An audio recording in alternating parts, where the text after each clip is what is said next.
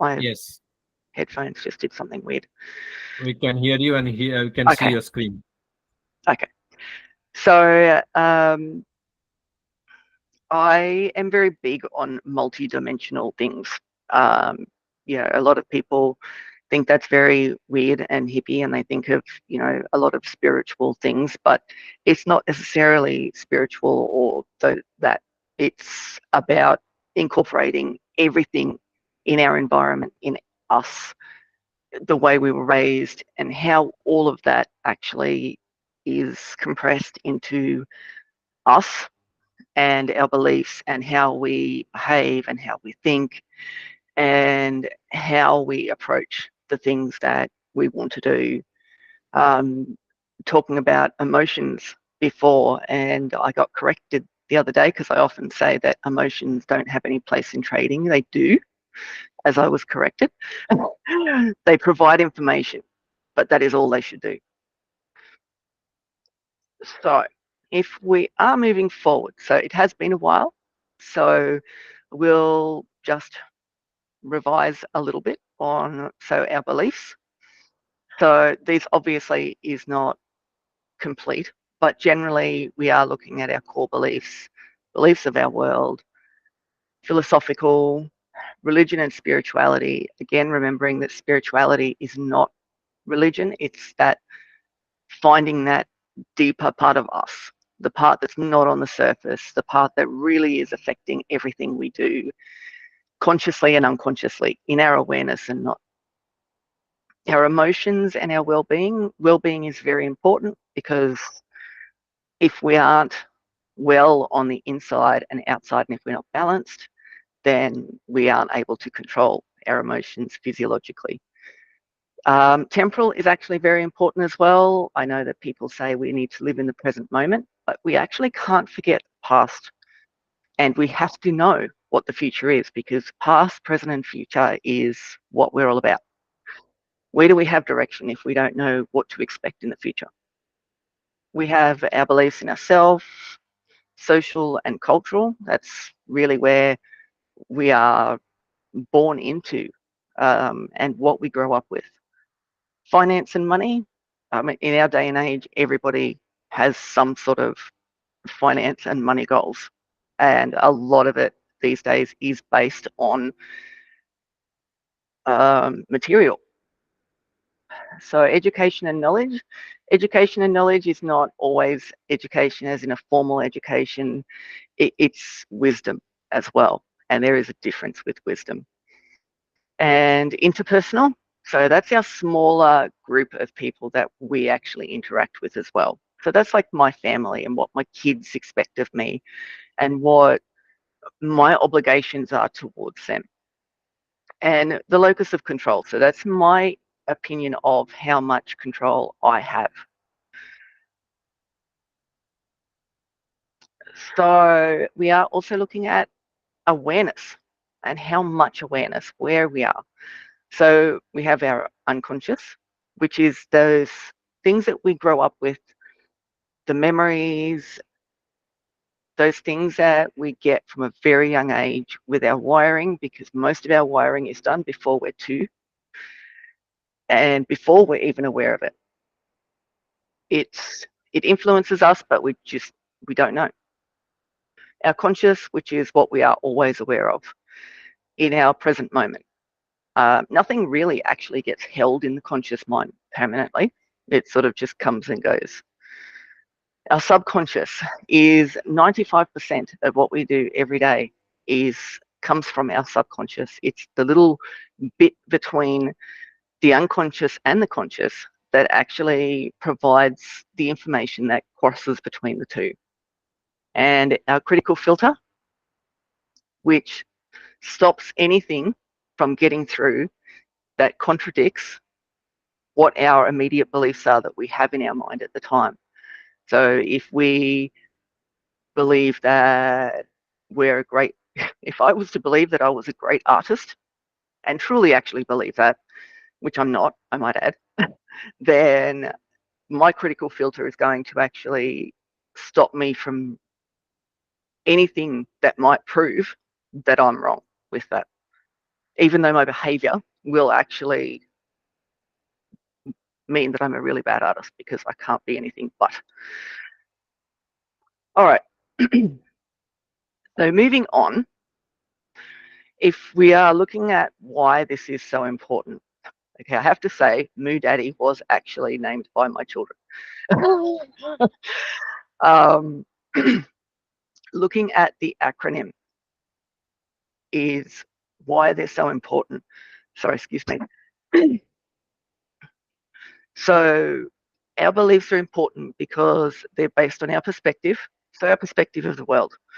Um, do we see the world as money being important? How do we see the world? What is important to us? And do we, what do other people that are important to us feel is important? Meaning, so what is meaningful? What gives us meaning? What does gives meaning to the world? What makes us get up in the morning? What gives us purpose? So purpose is obviously our direction in life, um, but it's also what has a purpose and what is purposeful. And purposeful being something, an action. It's more of an action than a belief or something internal.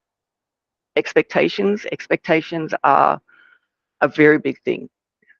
There's always a difference between expectations and reality.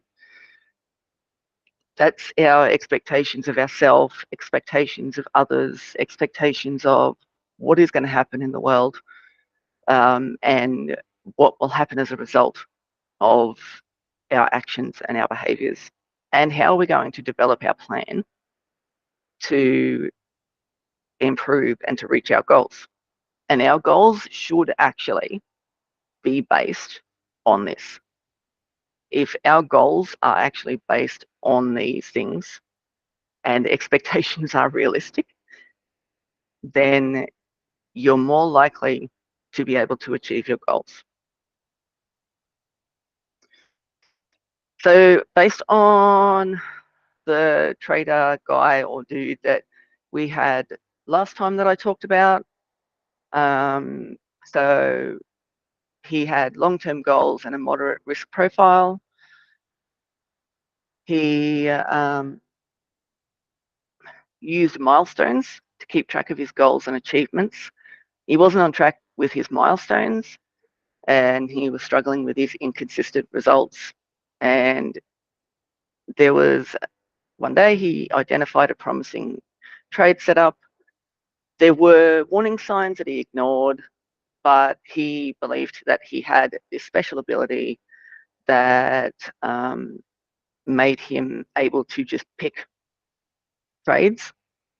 And he used memories of past successes to reinforce that.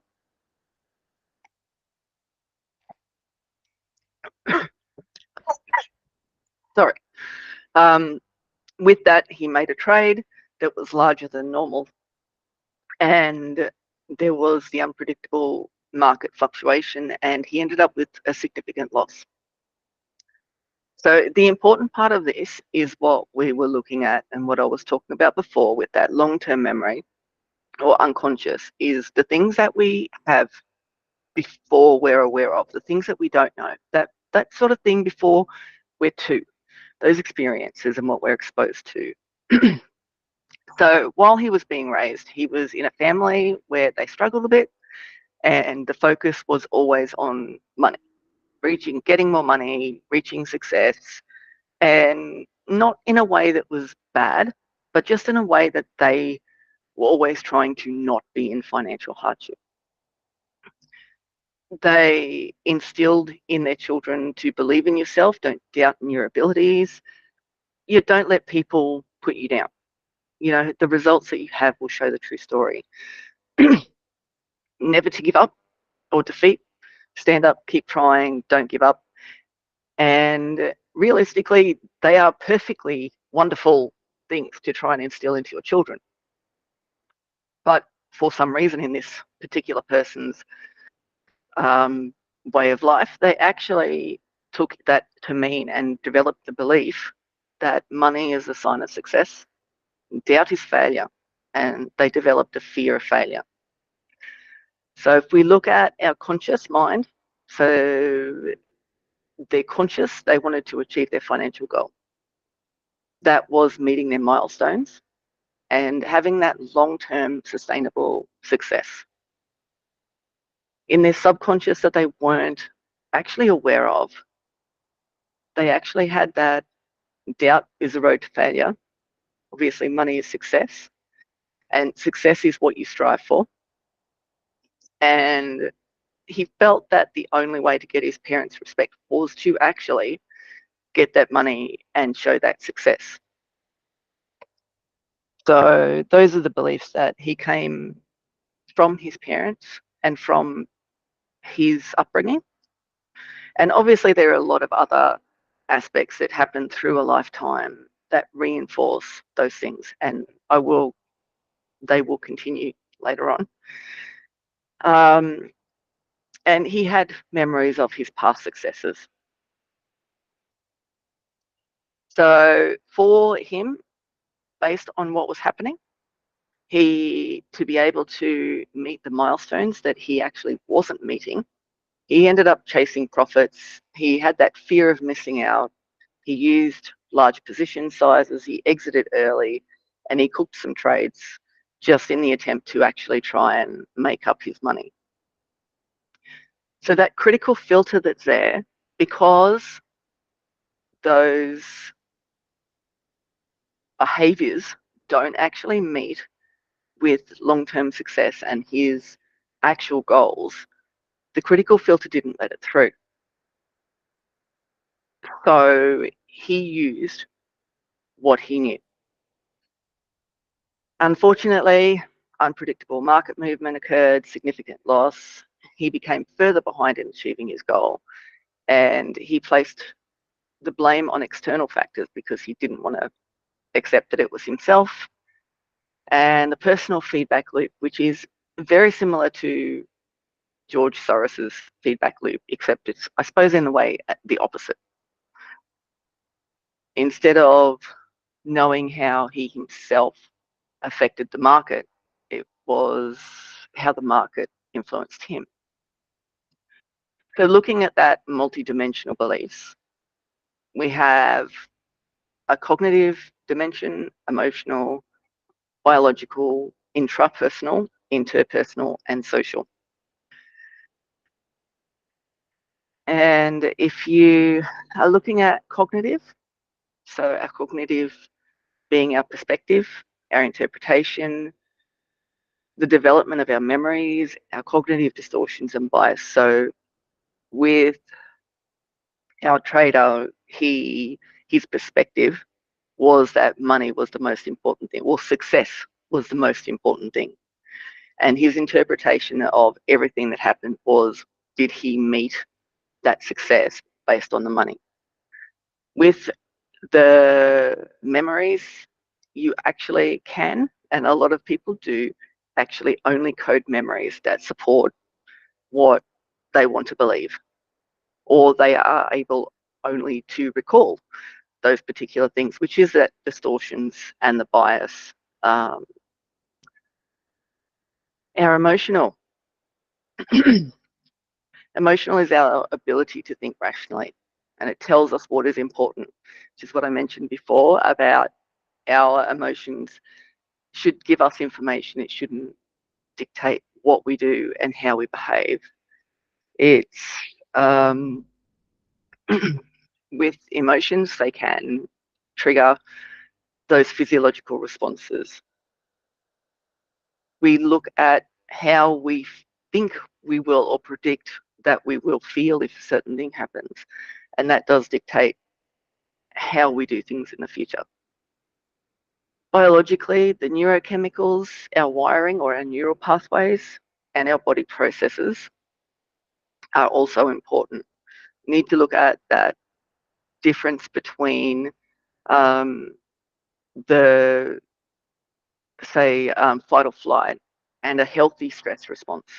The healthy stress response, as long as it's in proportion to the situation, can actually make you perform better than you would have before. Whereas if you go into that fight or flight stage, then your rational mind disengages and you go into those automatic habits. And if those automatic habits aren't great, then that's when other issues start happening. So intrapersonal is ourselves, what we're aware of, how we feel our self-worth is, the thoughts we have on our abilities, on our goals and direction, and it's the expectations we have of ourselves. So expectations are really significant. Um, interpersonal. So interpersonal is our close personal relationships. It's with, say, our family, the people that we interact with frequently. They're the people that we have obligations with, and they actually have direct expectations on us. Sometimes the expectations they have are real, but sometimes we see them and think that they are different, and we put extra pressure on ourselves for no reason at all. And social. So social is that larger group, and we are basically pack animals at a evolutionary point. So we want that sense of belonging. And to do that, we need to have that sense of norms. And depending on where we are and what social group we actually identify or try to identify with, that can sometimes counteract what we believe ourselves. And it can cause a lot of issues with what we do and how we behave in the future. So if we're going to look at the influence on our behavior and how these beliefs do, and things that keep in mind. So we need to look at our subconscious. So what are we not aware of while we're doing things? What are the things that might be affecting us that we can't think of straight off? Our neural pathway or our links, they're the automatic responses. So what links might be there that are not helpful and are countering what our true goals are? Our interpretation of the information we get. Is it a biased one? Is it objective or is it subjective? And subjective is different to bias in that it is basically just on our experiences and how we process that information, whereas bias is more on a different slant or, I suppose, a prejudice in a way. Our perception, we can frequently actually change what information we take in to make sure that it supports what we believe and what we want it to do. Again, our expectations is reality. Difference between reality and expectation always leads to frustration, anger, nothing good. It's also, it's the outcomes and it's a sequence of events and delivery. So are we delivering our plan or are we deviating from that plan for other reasons? Are we sticking to our strategy? And they're things that we need to look at because a lot of the times you find that when things aren't going well, you've actually slipped. So another acronym there I thought was quite good. So the problem with reality, when we look at this, at times we create a reality because we don't like the reality that we actually have. It's a difficult situation that obviously nobody else likes. We disguise certain thoughts and certain behaviors in our subconscious. So they can pass through that critical filter and they can actually influence us without us realizing that they are. So in that, they can give, we have selective perception.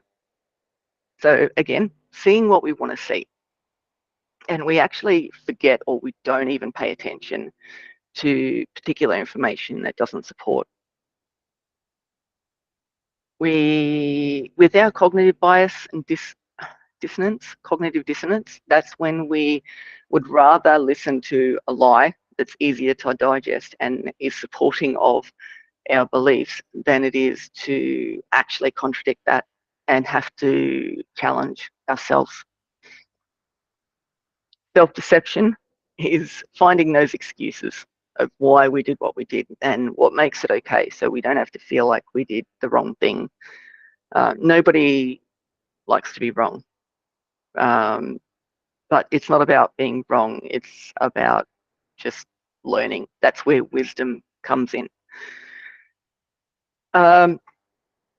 Maladaptive daydreaming is something that's actually quite interesting.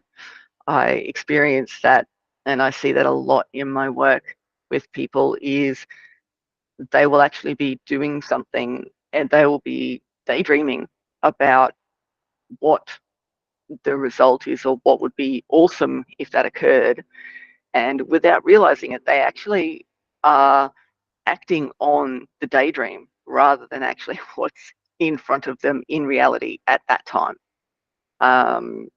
And it's quite easy to do if you're sitting there trading. You get sort of caught up in that whole, ooh, this is awesome. What happens if this happens and this happens and this happens? And you can possibly sometimes miss information or not actually see what is actually in front of you.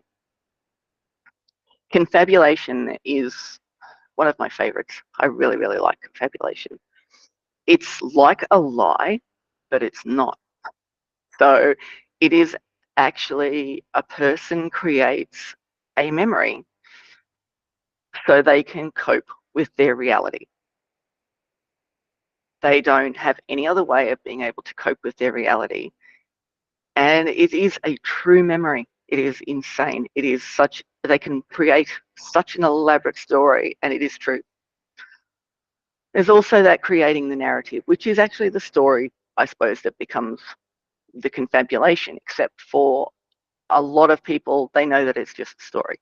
They just like telling other people that, so it makes them feel better. So if we're looking at our original do, our original trader, so how do we get these behaviors to go past the critical filter so they can actually explain them and think that that's okay? So that's that creating the narrative, really. And in this case, all of these things that he is going through actually create a severe fear of failure. And that emotion then creates all of these behaviors, the chasing the profits, the fear of missing out, the large position sizing. This trader is actually freaking out because he doesn't think that he's actually going to meet his own expectations and the expectations he thinks that his parents have of him. So what happens is it creates disguise. So in this instance, this creates disguise that he has a unique talent, that he's got this unique talent to be able to pick trades. And because of that, he then actually is able to pass through the critical filter, in which case he then has complete trust and he feels that he is able to completely disregard his risk management plan, even though he has a set one. But he's fine because that's okay, because he doesn't need it because he's got a unique talent. Does that make sense to everybody? Yeah, absolutely, Kerry. 100%. Anyone have any questions so far? Am I going too fast? No, you are absolutely right. Nope. So, Kerry, it's Kim. Yeah. I have a question for you. And that slide you've got on there and highlighted in pink is the critical filter. So what are the elements that actually shape and change and create the critical filter in in people and in groups of people? So the critical filter is nobody likes really to be wrong. It is just it's human nature. We don't like to be wrong. And we are very much, I believe, and this is my perspective, everyone has a different one, but in my perspective, we are at the moment in a fear-driven society. Everything is fear. We're afraid of not having food, not having money. What happens if war occurs? It is fear. We are always in fear. And we want to achieve, so we're no longer in fear anymore. And we want to achieve all these things that don't necessarily matter to us, but we're being told that they do. And the critical filter is, it's what stops those things that either are going to challenge what we're being told is important, or what is going to tell us that we're wrong, say. It doesn't like being wrong. It doesn't like, it creates an imbalance in us physiologically. It creates a fight or flight. It creates that stress response. And the brain and the body don't like that. So they will basically do anything they can to stop that from occurring. And if that means that they have to stop certain things from going through, they will stop certain things from going through consciously, even though they still impact your behavior. Does that make sense? Does that answer the question? It partly answers the question, and I ask this question in the context of, for example, a Canadian philosopher called Wade Davis has put forward the postulation that every person at some point in their life has the ability to change the way they perceive the world through peer group pressure, manipulation, and other elements of control, which comes back to that we're living in an age of fear. Yeah, absolutely. So yeah, how would, what are the elements, and is it possible, and I think it is, that people have a critical filter that can actually be changed? Yes, it can. So it's a bit later on, but that's okay. It's the way we need to change the way we think about those things that challenge us. So instead of seeing them as a threat, we actually need to approach them as a way of obtaining wisdom. So when they stop being a threat and they start being a way of achieving more, then that's when the critical filter will start letting things through. It's that distraction aspect of things as well. While it's not feeling like it's being threatened, you're fine. It will let these things through. It's just how you approach it and how you see it. And yes, we do have that ability to see that, you know. I mean, I'm not perfect, obviously, but I definitely am able to bypass my critical filter to evaluate what I do and how I do it and obtain that wisdom to be able to change. And, you know, after my accident, that was exactly what I decided I wanted to do with other people, is to help them be able to achieve the same thing. But yes, it's seeing it differently and not seeing it as a fear, because we are taught from a very young age that having individual thoughts, having individual goals that don't align with everybody else, that's bad. So we instantly feel like it's a bad thing to have. And once we accept that it's okay, that's when we can start learning and getting that wisdom and actually taking control of our own lives. And I have actually mentioned before that FUD, fear, uncertainty, and doubt, which is the market manipulation. I'm not sure if anyone remembers in the year 2000 with the computers and how, oh my God, the 2000 bug and everything in the world is going to crash. And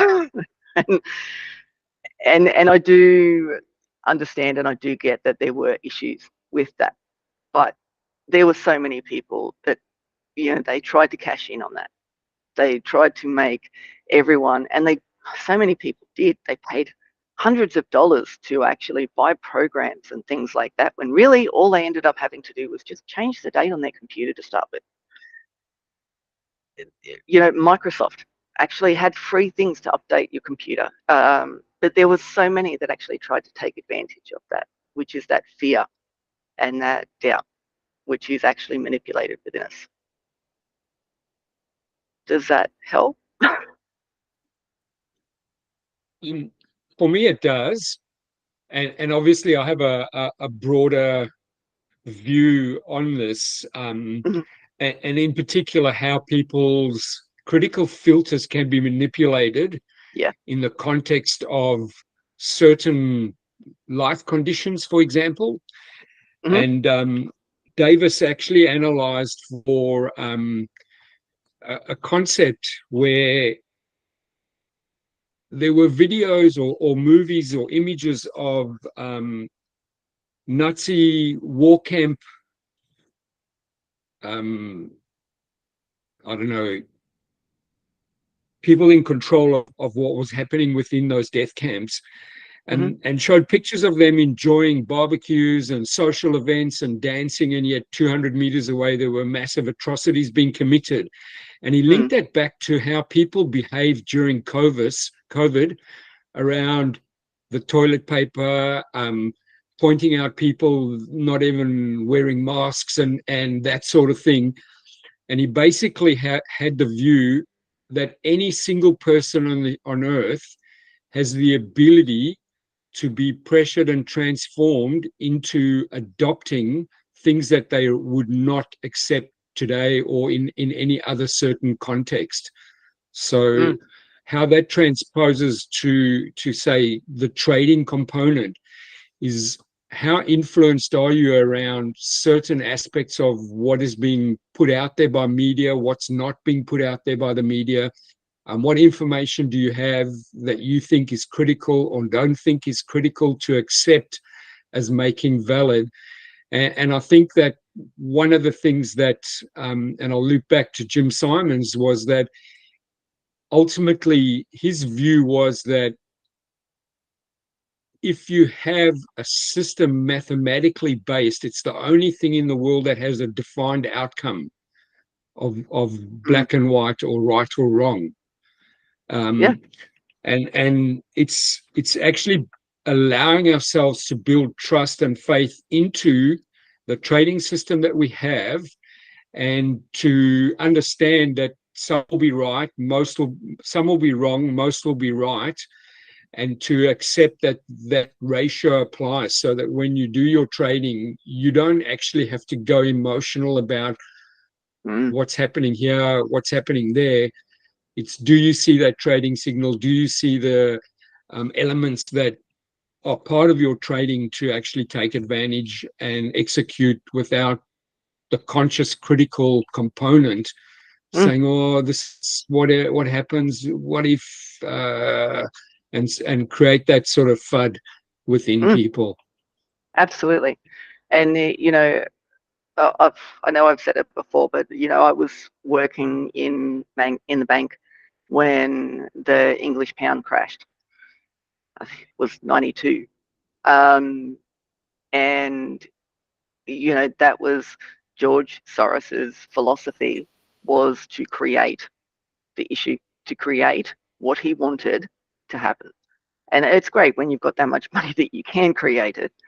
But it's also why I say to people that the only place emotion has in trading is to provide you with the information that your conscious mind doesn't see. There are certain things that you don't get driven by fear, but in saying that, at the same time, if you're starting to feel that, then you need to evaluate why. Am I actually seeing that because there's something that I'm not consciously seeing, or is it that I'm just letting my emotions control me? But yes, you're exactly right, that's where emotions need to be removed. And yes, we are, by those big traders, we are being taught and we are being manipulated to do certain things so they can make money. So exactly. yeah, absolutely. And it's it's actually, it's quite smart, I suppose, when you've got that much money and you know what you want, then you do it. And really, if you can't be that cold, callous person who just does what they want to get what they want, then maybe trading is not the best place for you. It's kill or be killed. That's what it is. You can't worry about anybody else. Yeah. And that's what the big people, the George Soroses and the Mark Douglases and all of those things that, I don't know, maybe he was a little bit more delicate in saying it. It might have been a little bit more palatable, but that's reality. I think the word to me is ruthless. You have to be Yes, ruthless. ruthless. That is definitely, yes, ruthless. And but that's the industry. That's what it is. And if you can't handle that, then don't do it. That's my thoughts on that. Thank you. Appreciate it. But I did major in philosophy as well. Actually, at uni, it was one of my minors, and yeah, philosophy is very interesting. Well, Um, Neil Davis has got an interesting book called Beneath the Surface. It's a collection of essays, and he covers a range of different world events in the context of his philosophy. it was actually I did was reading one of George Soros's books, and he did start actually to be a philosopher. And then he realized philosophy wasn't his thing, but he decided to just use his philosophy for his own benefit. But he did actually try to be a philosopher in the big world. And yeah, he decided that wasn't a big thing for him. He he didn't fit into that category. But that works for him as far as the trading side of things is concerned. So it's philosophy is one of those things that you do just look at yourself, and you have to make that your own decisions, your own philosophy that matches you and what you are. Does that make sense? Is that okay? Absolutely correct. Thank you. Yep. Okay. Have you got your hand up, Marty? Yes, you do. What's up, Marty? Marty's mic is playing up. Ah. Now his hand is playing up. I actually don't have too many more slides to go, so I will keep going. And definitely questions at the end for sure. So yes, so we have a critical filter. So how do we learn ourselves? How do we find those things ourselves? And it's that multi-dimensional us. We need to be able to understand us. So it's that getting past the critical filter is when you are able to question yourself without judgment. It's when you feel that you're not being threatened. It's just to see. That's it. Mindfulness. So I know that most people think of mindfulness, and even when you search on the internet, it's all about meditation and that, but it's actually not. It's the same sort of thing. It looks at the cognitive aspect, the emotional aspect. It looks at so many things. It's more than just that meditation. I can't meditate.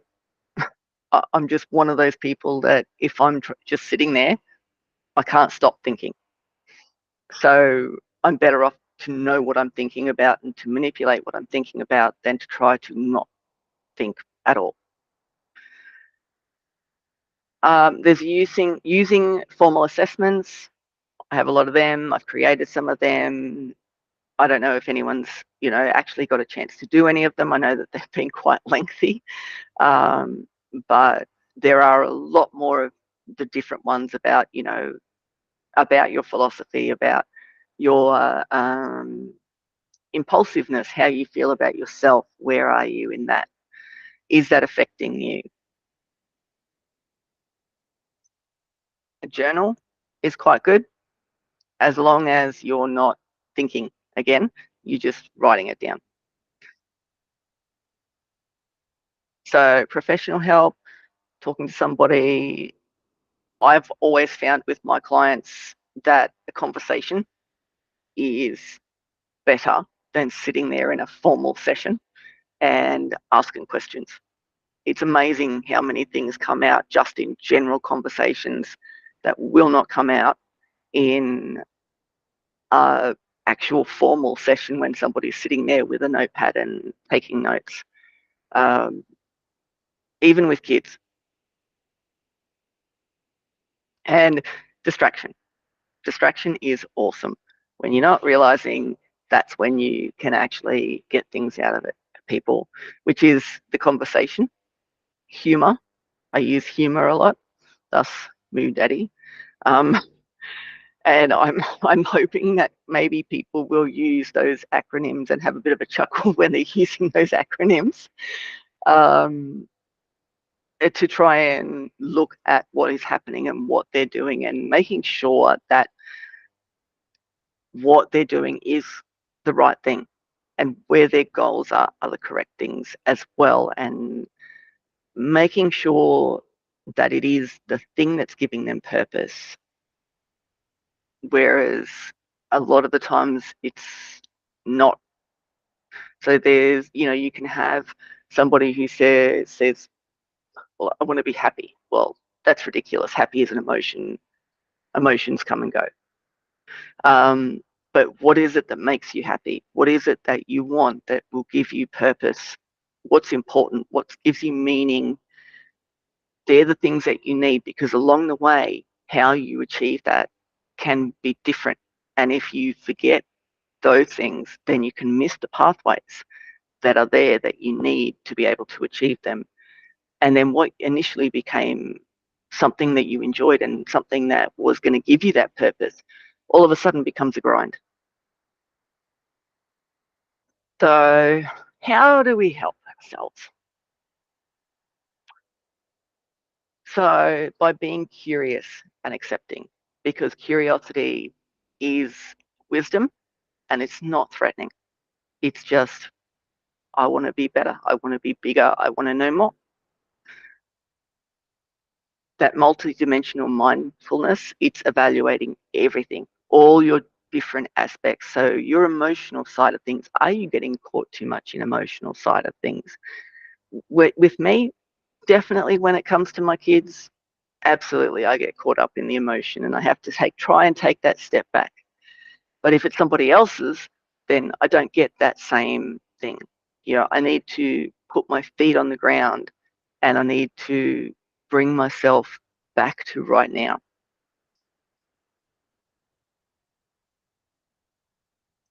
So rewiring your brain, so using that pimped and slipped, give yourself personal challenges. Start small. Give yourself those small challenges that, okay, in the morning, you're going to challenge one thing that you do. One thing. And it doesn't matter whether it's right or wrong. It's the fact that you're challenging it that's making the difference, because that's wiring your brain to start being able to challenge. And if you're challenging something that actually is good, then it's not a threat. So by starting to challenge those things, your brain is just starting to get into the groove. Self-care is really important.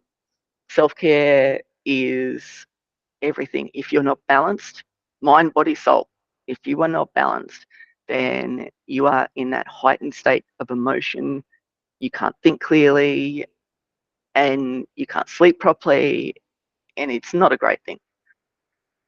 Professional help, again, somebody that can help you look at yourself objectively without actually being judged. Because you know what, I've actually been to see people myself before and I've felt like I've been judged, and who wants that? Nobody wants that. And there's that stick to your trading plan, making sure that you don't let emotion take over.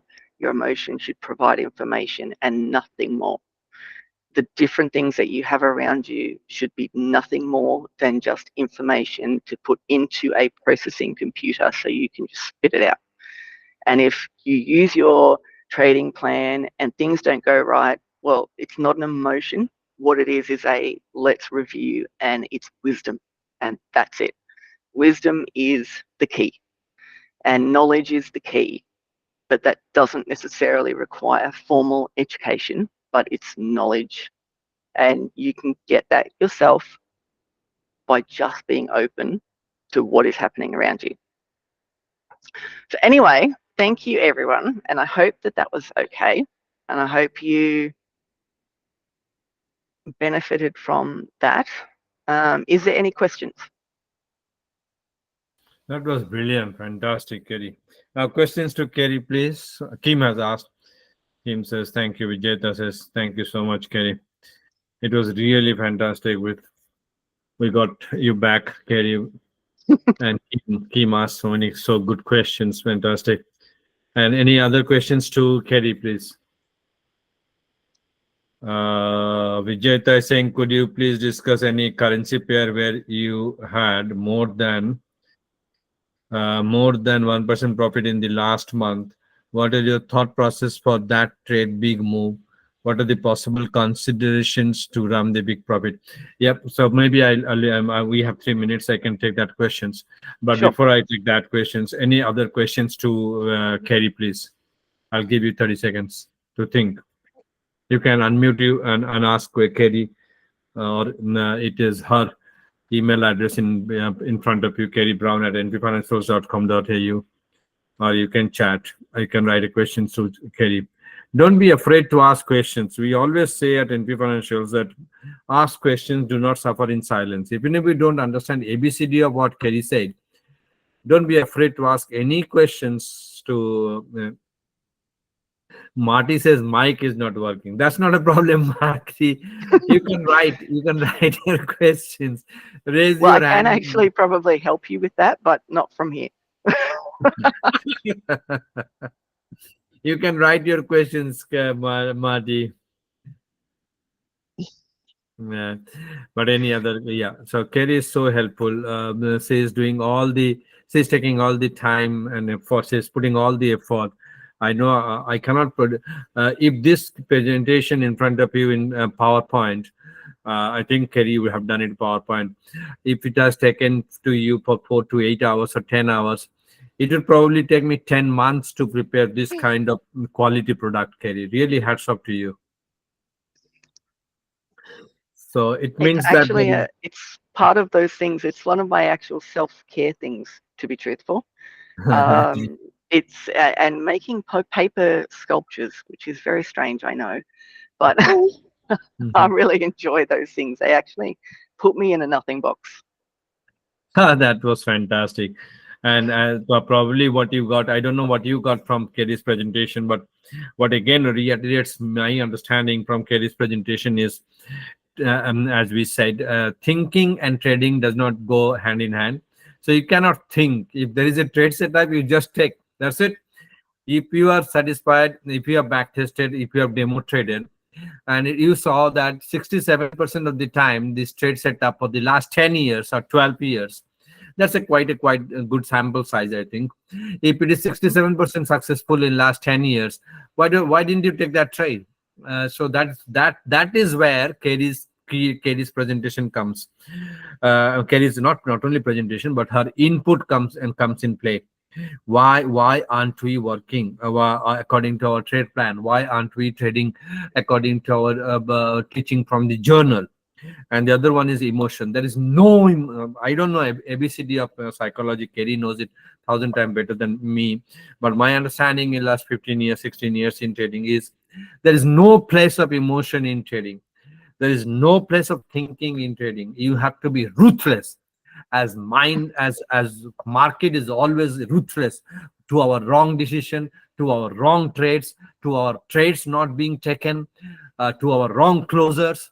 These are certain three or four wrongs doing in market. Wrong closer. Yeah, that's what Vijeta is asking the question. Wrong closer is a killer. Not taking a trade is a killer, and taking a wrong trade is a killer. So WWW, not worldwide wrestling, but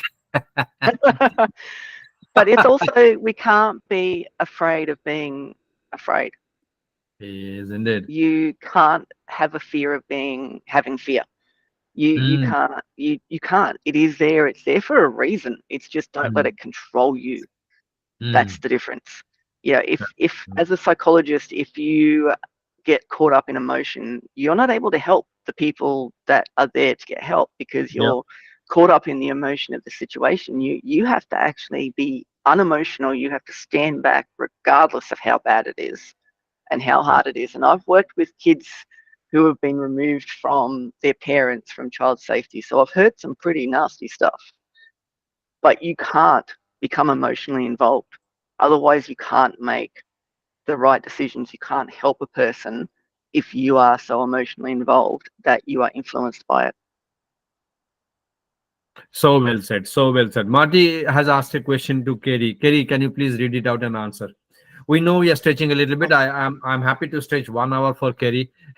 I don't mind listening to her. But a question from Marty to Kerry. Kerry, please. I actually don't have my glasses on at the moment, so I can't read it. Okay, Marty, can you read it out, your question? Or I can, with my bad English pronunciation. Anyway, Marty, read. Oh, Oh, Marty's mic is not working. Okay. oh yeah. Kim, can you read it out for no mic? All right, Yes, I can.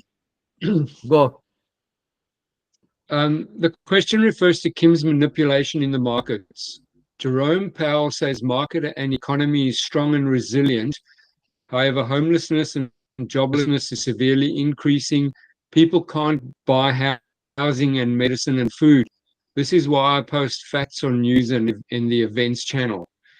If Jerome says anything bad, it spooks the market and creates havoc, which is why he lies to us to tell us it's all okay, in the hope that you believe him to help keep stability in the markets. Critical thinking in news and events channels, there will be events change. There will be a time when everyone can see right through him and the markets will tank. Kerry, any When do you think that the rest of the people will see through him, being Jerome Powell? Well, It I takes think that time. plenty of people already see him. Kerry?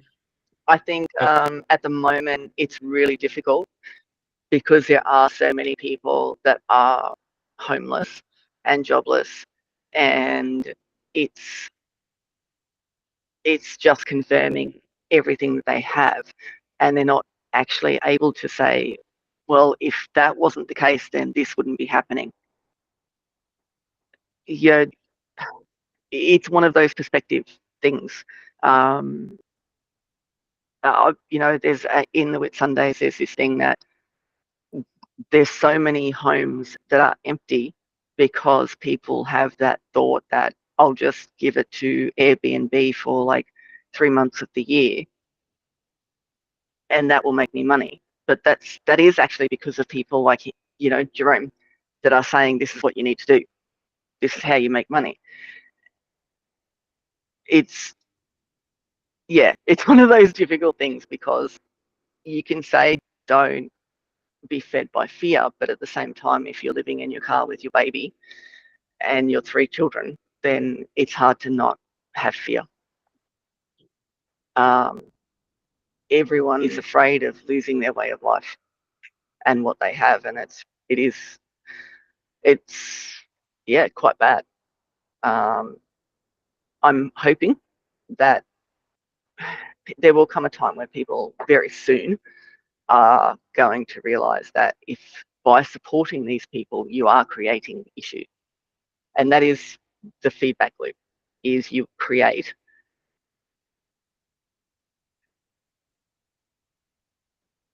what you're putting out there.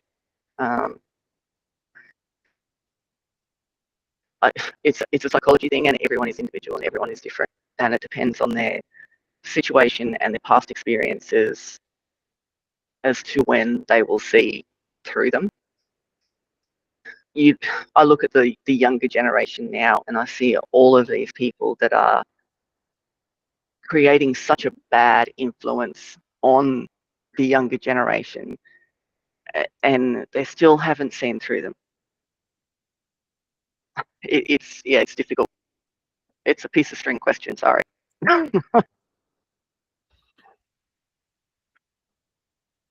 Very well said. Very well said, Kerry. Any other question? Thank you, Marty. Thank you, Kim, for reading it out. Thanks a lot. And any other questions to Kerry, please?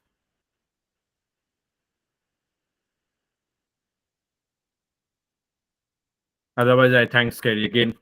Thank you again. Yep. And the last questions, what Vijeta is asking. There are many trades which made more than 1%, but I'll take because we are over time now, 6 minutes already. I'll take this one as an example, which has generated more than 1% trade. Not only 1%, but many more percentages. Because of many things. The first thing which we can see is a tremendous cyclicity or cyclicity, as you pronounce, whatever you pronounce, is the bounce from the 200 moving average on the EuroCAD. EuroCAD was one of the favorite.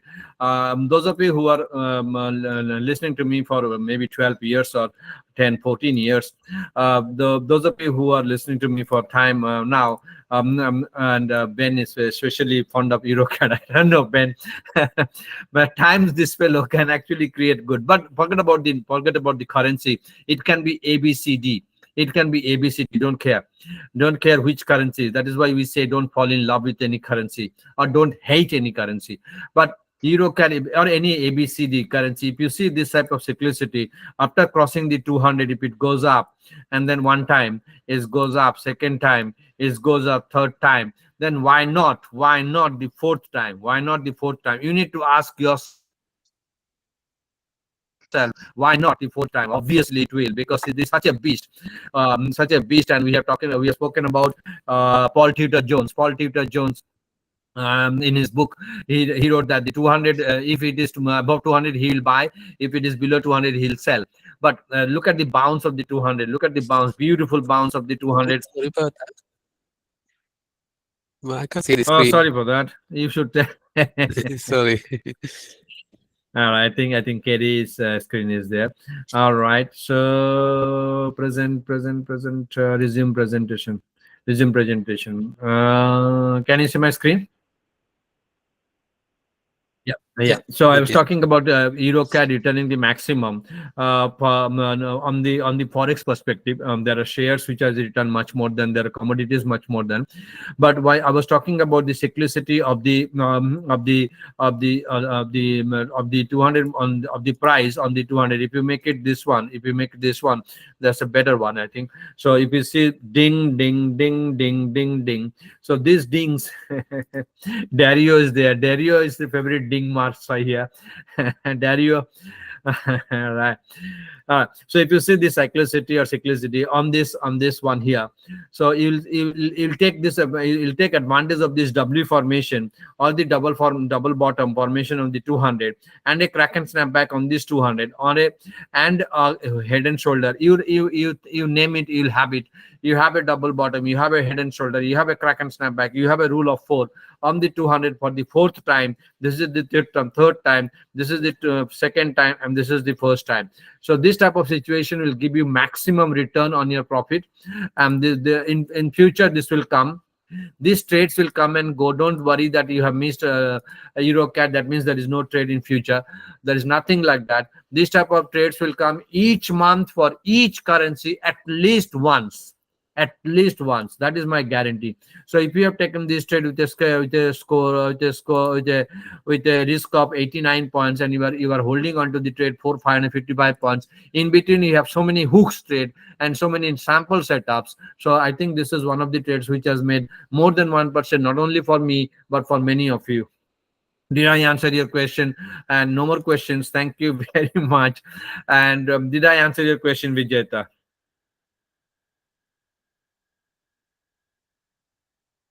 Yeah, Vijeta says, yeah, yes, but I can, yeah, thanks for explaining. Fantastic. Thank you so very much. Really appreciate your patience and your tremendous contribution, especially Marty and Kerry, and all of your brilliant questions. And sorry, we are 10 minutes, but I can go to hundreds of minutes to discuss with you. But again, thank you very much, and then have a good week of trading ahead. Thank you all, and bye for now. Thanks all. Bye. Thank you, everyone. Thank you, everyone. Bye. Thank you. Thank you. Thank you, everyone. Thank Thanks, you. everyone. Thank you. Thanks.